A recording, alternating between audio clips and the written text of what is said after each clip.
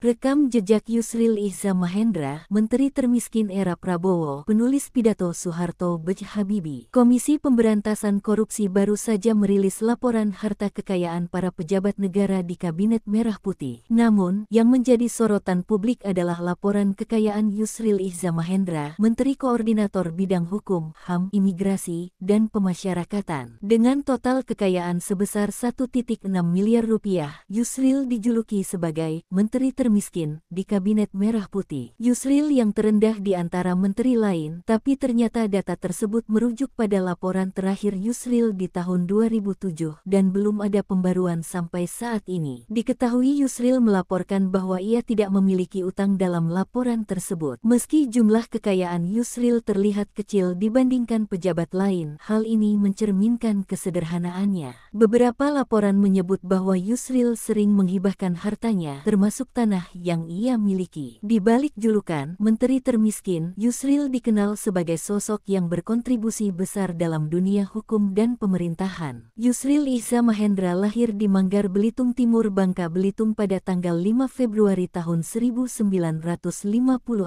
Yusril adalah seorang advokat, akademisi di bidang hukum tata negara, politikus, dan salah seorang tokoh pemikir dan intelektual Indonesia. Dari informasi dihimpun, Yusril pernah bekerja di Sekretariat Negara sebagai penulis pidato Presiden Soeharto dan B.J. Habibie. Namun kemudian menjadi anggota DPR MPR. Yusril pernah menjadi Menteri Hukum dan Perundang-undangan masa Presiden Abdurrahman Wahid atau Gus Dur. Kemudian menjabat sebagai Menteri Kehakiman dan Hak Asasi Manusia era Presiden Megawati. Lalu tercatat pernah menjabat Menteri Sekretaris Negara Indonesia pada masa Presiden SBY. Terakhir ini jabatan yang diemban adalah Menteri Koordinator Bidang Hukum, Hak Asasi Manusia, Imigrasi, dan Pemasyarakatan di masa pemerintahan Presiden Prabowo Subianto.